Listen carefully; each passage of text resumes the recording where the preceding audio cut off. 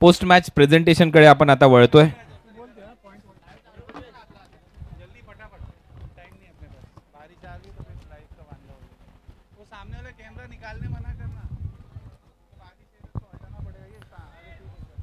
$70 sports प्रस्तुत monsoon blast season 2 मधला फायनलचा सामना इथे MUCC Sambalpur Odisha silver star Bhiwandi यांनी जिंकला.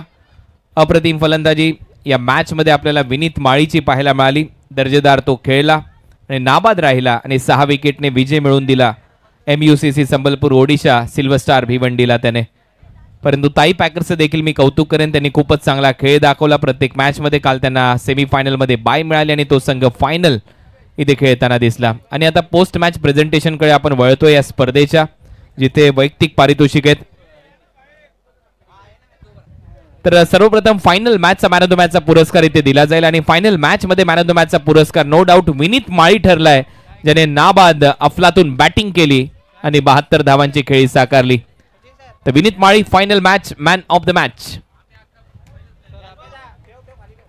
मानकोलीचा super V Vineet Mali final match man of the match चा पुरस्कार त्याला इथे दिला जाईल. वेल प्लेड विनीत, अफलातून batting.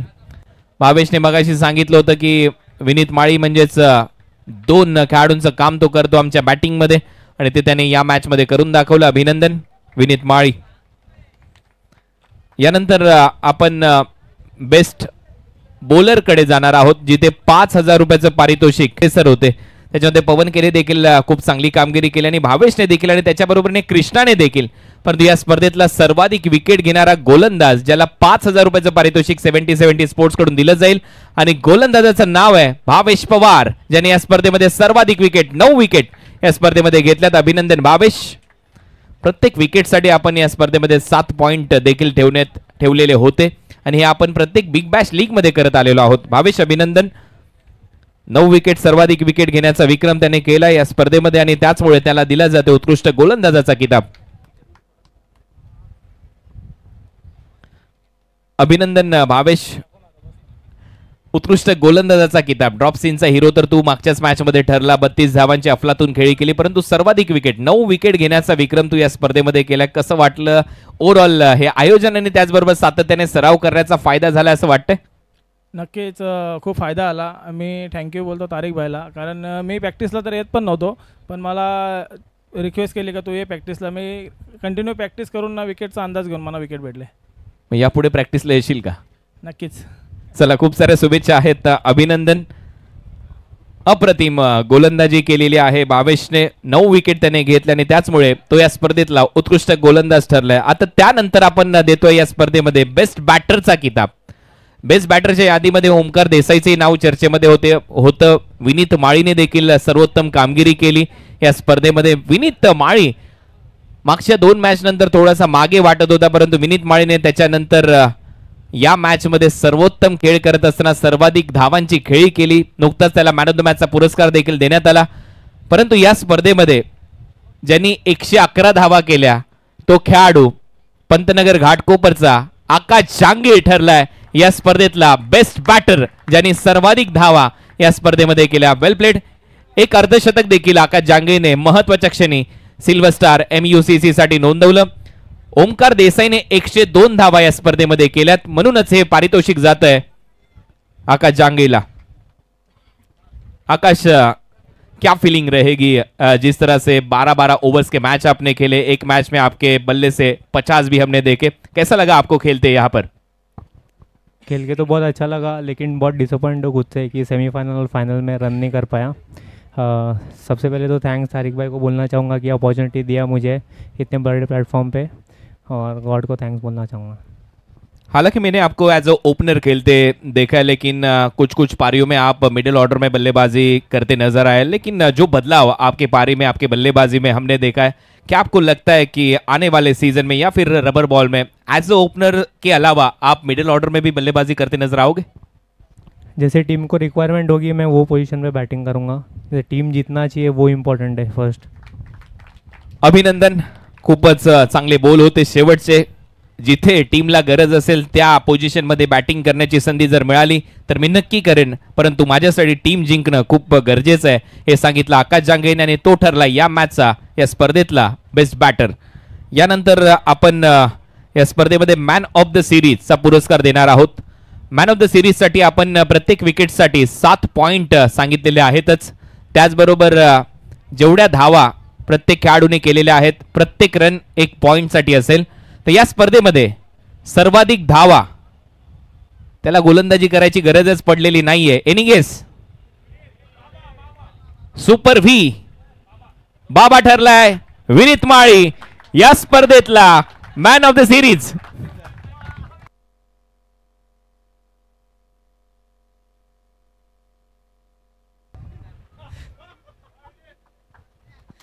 Vineet Mali man of the series super V.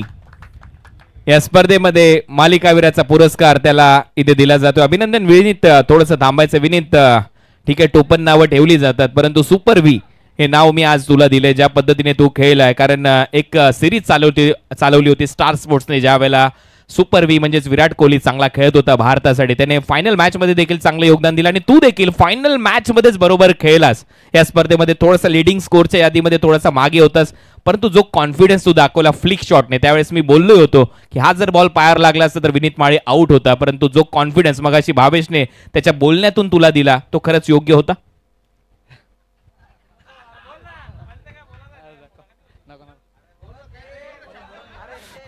नको नको. यशस्वी जयस्वाल देखील विधिमंडळात बोलताना जय महाराष्ट्र आमची मुंबई एवढाच बोलला होता, परंतु विनीत माळी या प्रेझेंटेशन मध्ये फक्त एवढाच बोललाय नको नको. हा होता या स्पर्धेतला मॅन ऑफ द सिरीज, ज्याने खूप चांगला खेळ केला. 3 शब्दात भाषण यशस्वी जयस्वालने संपवलं होतं, 1 शब्दात भाषण आपलं विनीत माळीने संपवलंय. त्याचं कारण आहे त्याची फक्त बॅट बोलते, तो कमी बोलतो. अभिनंदन विनीत माळी. यानंतर रनर अप ट्रॉफी आपण इथे देणार आहोत. 1.5 लाख रुपयाचं पारितोषिक आहे, 1,50,000 रुपये रोख आणि त्याचबरोबर ही ट्रॉफी अनिकेत राऊत आणि संपूर्ण टीम ताई पॅकर्स पालघर यांना मी विनंती करेन आपण या व्यासपीठावर. अमर परुळेकर यांचा संघ ताई पॅकर्स, सर्व टीम अमर परुळेकर आपण देखील या. अभिनंदन ताई पॅकर्स, प्रभादेवी पालघर, सर्व टीम करण मोरे, अनिकेत राऊत, पंकज पाटील पालन, ओमकार देसाई, प्रज्योत अंबिरे, प्रशांत घरत, परेश आरेकर, विनायक भोईर, हे सर्व खेळाडूंनी खूप चांगला खेळ केला. रोहित नार्वेकर, वेल प्लेड बॉयज.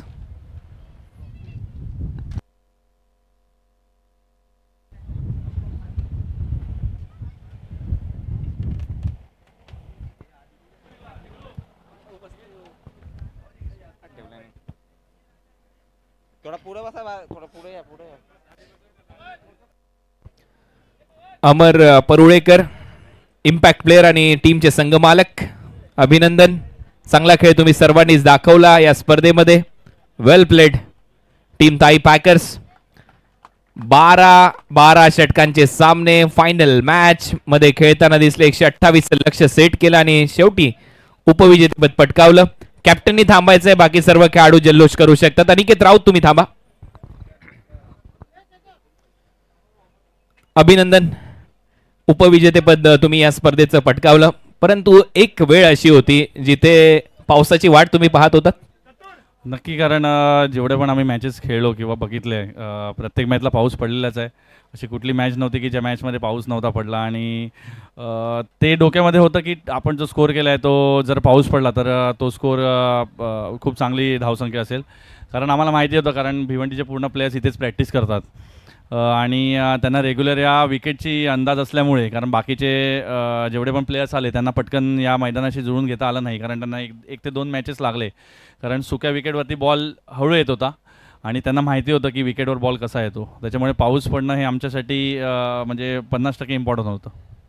आणि तो पाऊस शेवटच्या बॉलपर्यंत पडलेलाच नाहीये आणि त्याचमुळे कदाचित तुमचा पराभव झाला. कारण 128 लक्ष चॅलेंजिंग वाटत होतं, कारण एक चांगलं टार्गेट तुम्ही सेट केलं होतं. परंतु मी विनीत बद्दल तुला विचारेन, विनीत माळीची फलंदाजी तुम्हाला कशी वाटली? ॲक्च्युली खूप छान बॅटिंग केली त्यांनी आणि खूप वेळानंतर मी भिवंडीचा असा कुठला बॅट्समन बघितला आहे. आता पवन केणे आणि भावेश पवार आहे, बाकीचे बरेचसे बॅट्समन आहेत, पण वन साईड बॅटिंग त्यांनी इतक्या वर्षामध्ये मी माझ्या क्रिकेटिंग करिअरमध्ये बघितली नाही. 10-12 वर्षाच्या इतिहासामध्ये खरंच खूप छान बॅटिंग केली. कारण त्यांनी बघितली तुम्ही बॅटिंग, सगळे शॉट त्यांनी मारले.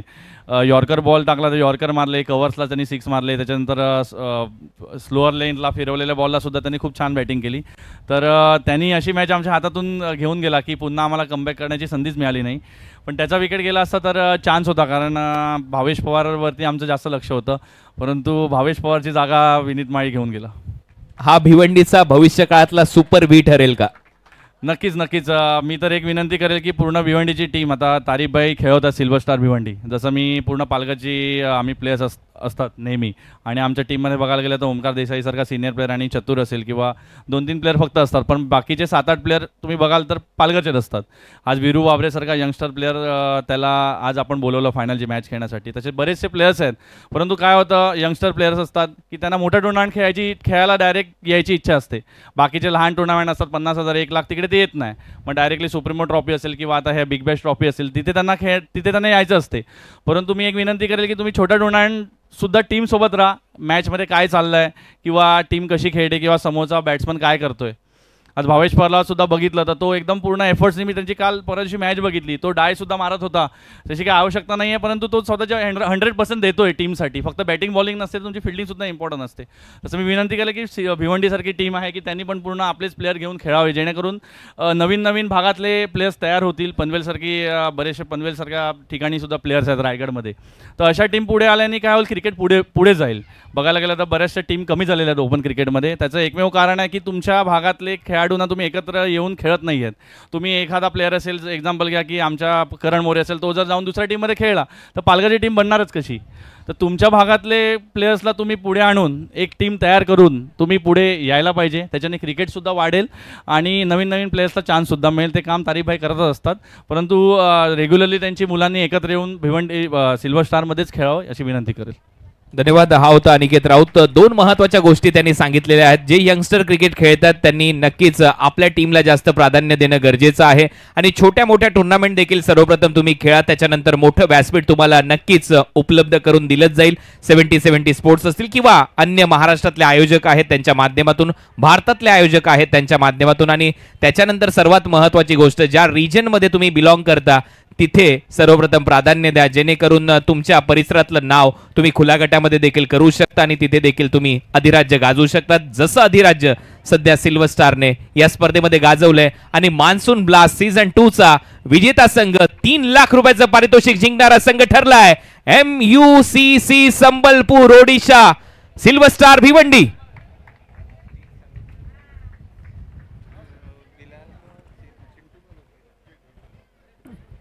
तीन संडे मध्ये 3 फायनल या टीमच्या नावावर. नुकताच जोबेलीकर चषकामध्ये देखील खूप चांगला खेळ इथे केलाय.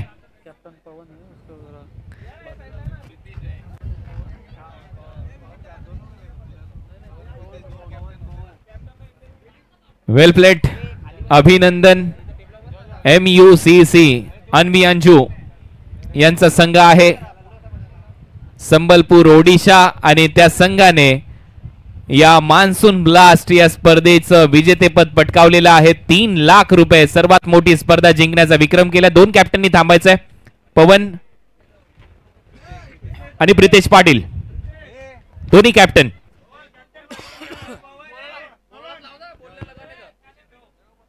पवन केने आणि प्रितेश पाटील दोन्ही कॅप्टननी लवकरात लवकर या, कारण फायनल मॅच मध्ये प्रितेश होता आणि पवन त्याच्या अगोदर 4ही मॅचच्या टॉस मध्ये होता. पवन केने आणि प्रितेश पाटील दोन्ही कॅप्टननी ते उपस्थित राहायचंय. या विवेक शेलार आता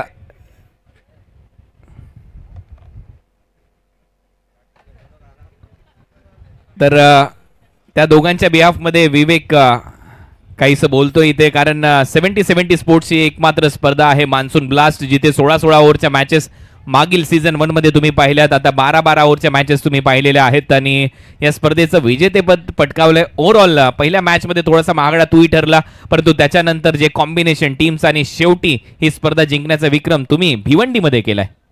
हो, खूपच चांगलं वाटतंय, कारण का एवढ्या दिवसाची मेहनत होती या ग्राउंडवर. कारण का तारिकबाईने एक प्रकारे तर टीचरसारखं काम केलेलं आहे पोरांवर. का रोज 4 वाजता प्रॅक्टिस होती, तीच मेहनत आज मॅच जिंकून दिली आम्हाला. फायनल एवढी मोठी टुर्नामेंट आम्ही जिंकू शकलो. तारिकबाईमुळे सर्व झाले आणि मी खास करून दराडेचं खूप हे करीन, कारण का तो आम्हाला खूप त्याने प्रॅक्टिसला मदत केलेली आहे. प्रत्येक दिवशी आमच्यासोबत असायचा, तारिकबाईसोबत असायचा. त्याच्यामुळे मी दराडेचा पण खूप, शांतीबाई म्हणजे आमचे, त्यांचं पण खूप हे करणार. तर संतोष दराडे यांनी देखील खूप मेहनत घेतलेली आहे या स्पर्धेमध्ये.